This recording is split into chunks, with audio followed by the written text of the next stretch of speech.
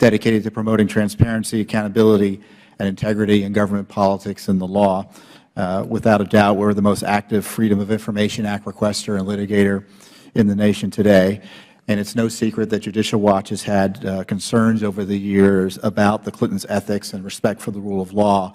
So it was with some skepticism we greeted promises by Hillary Clinton in 2008 and 2009 to conduct herself accordingly or appropriately with respect to the Foundation as a condition of her being approved as Secretary of State, with some skepticism.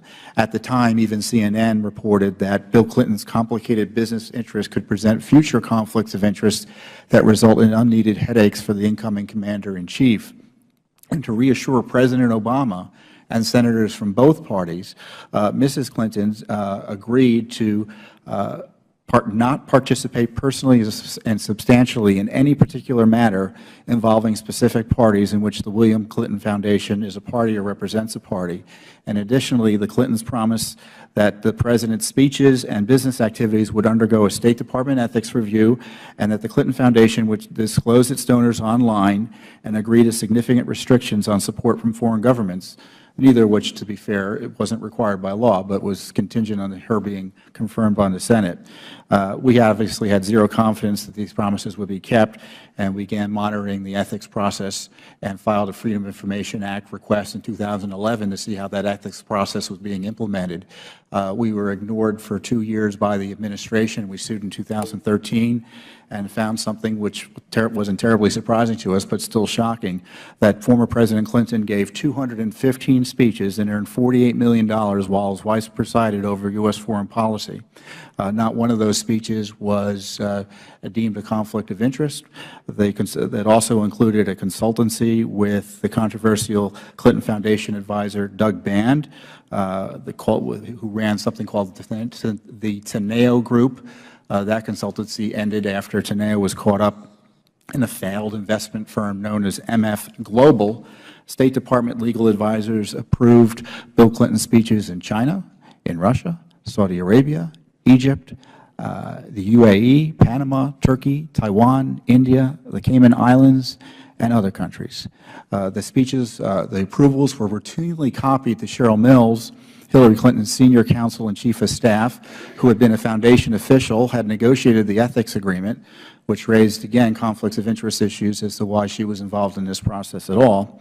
The documents also show that Mr. Clinton received a staggering sums from Saudi benefactors, specifically between $18 million and $50 million were raised from the Saudis during this time period.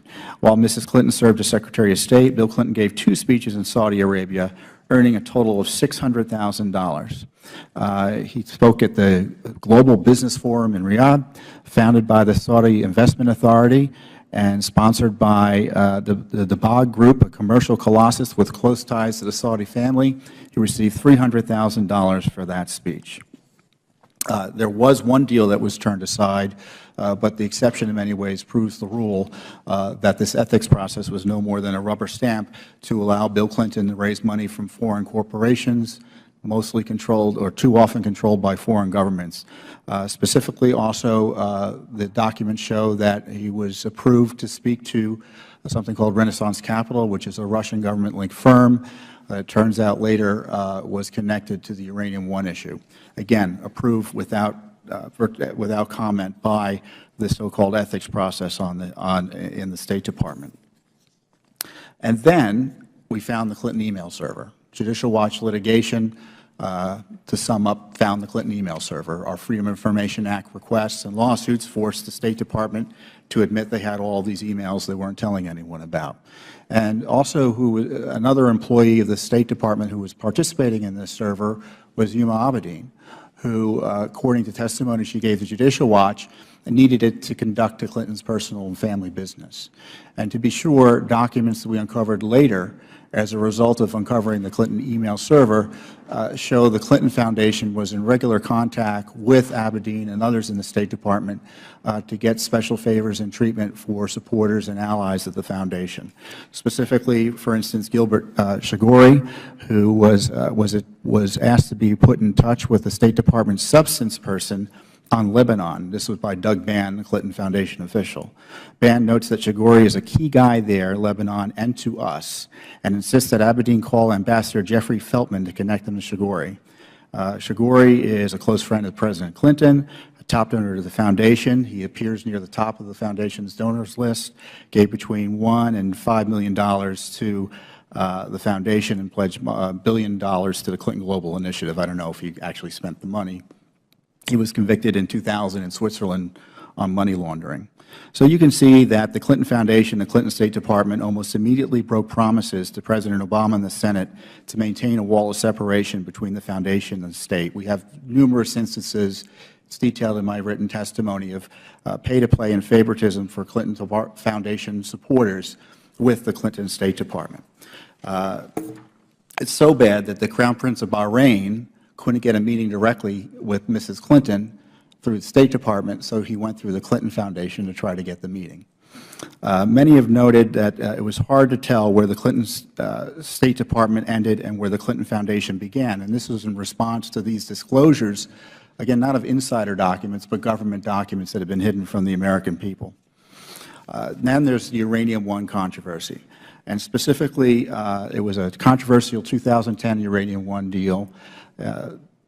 There were monies that were funneled into the Clinton Foundation by Uranium One interests, specifically Mr. Frank Giestra, and these monies were hidden from the American people. The Foundation promised to disclose these monies in, as I said, this earlier agreement. $31.3 million was given to, for instance, the Foundation beginning in January 2008, or around the year 2008. We have the new documents, the document of the Renaissance Capital, $500,000, which is just the tip of the iceberg. And since then, both the New York Times has reported that Uranium One's chairman used his family's foundation to make 4 donations totaling $2.35 million to the Clinton operation. And of course, as I said, none of this was disclosed. And shortly after the Russians announced their intention to acquire this stake in Uranium One, Mr. Clinton received that $500,000 speaking fee from the Renaissance Capital organization. So we're asking for documents for Uranium One. We're getting the proverbial hand to the face from the administration on this. It's unfortunate that even the Trump administration doesn't want to divulge the full truth about this. But there is enough evidence to warrant serious investigations of the Clinton Foundation. And there is evidence that, in addition to this, that the Clinton Foundation investigations that may have been taking place during the Obama administration were suppressed by the Justice Department. So frankly, it's no surprise the Justice Department isn't here today.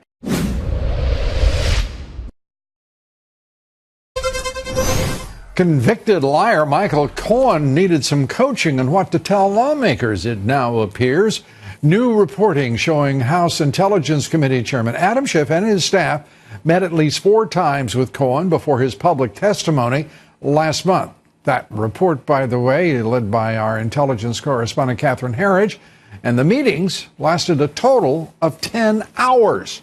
Joining us tonight, Tom Fitton. He's the president of Judicial Watch. Tom, good to see you. And let's start with what in the world were they doing with 10 hours? Is that regular order now on Capitol Hill?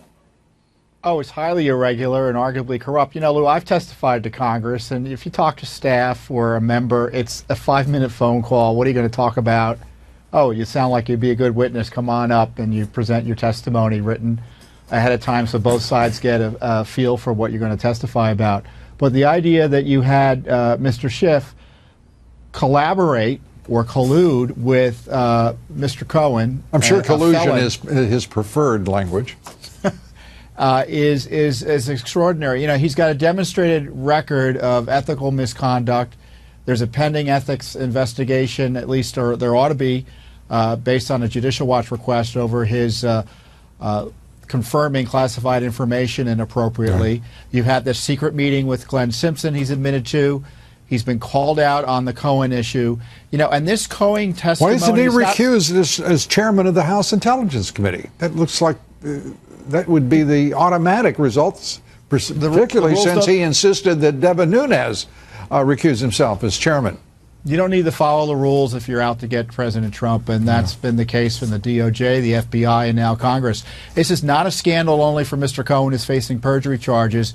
It's a scandal for Adam Schiff and his staff, who enabled this person to come and lie before Congress, and it's hard for us to believe that they had nothing to do with it, given the fact they met with him for 10 hours. What did they know? When did they know it about his false testimony?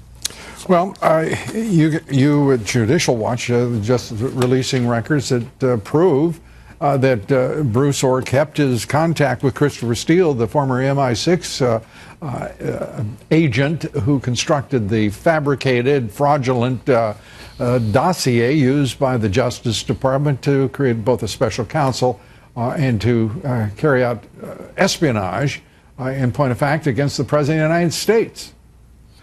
It's an extraordinary batch of documents, 339 pages, showing collusion, again, between a leader at the Justice Department, number 4, Bruce Orr, and the employer of his wife, Fusion GPS, both Christopher Steele, Glenn Simpson. Nellie Orr may as well have had a desk at the Justice Department, given all the email communications. But it's pretty clear that that Steele and Orr were communicating repeatedly about this effort to get Trump on Russia, and they were doing it not only during 2016, but after Steele was fired by the FBI as a confidential informant, and during the Mueller operation. It just further undermines what is already the almost zero credibility of the Mueller operation, that this Clinton operative was working hand in glove with the DOJ. I would quibble with you only over one word. Almost. Less than zero. How's that? That strikes me as in the range of highly accurate. Let's turn to Congressman Doug Collins releasing the transcripts, a full transcript of the Bruce Orr hearing without the Justice Department approval. I guess he's had a bellyful, hasn't he? Well, the Republicans have been waiting for months and months for the Justice Department to review material that is not classified but was given to them just in case, and they've been sitting on it, again, to protect the Mueller operation that's designed to overthrow President Trump. And Congressman Collins should not only it was good that he released the Orr transcripts, but there are plenty of other transcripts that don't implicate classified information that the DOJ's had plenty of time to chime in on, and they should just release it to the American people, especially to counteract the lies coming out of the Congress right now about President Trump. There's got to be some truth-telling. Yeah, a lot of truth-telling. Tom Fitton, thanks for being one of the truth-tellers and getting to the truth on much of this. Appreciate it. You're welcome. Good to have you.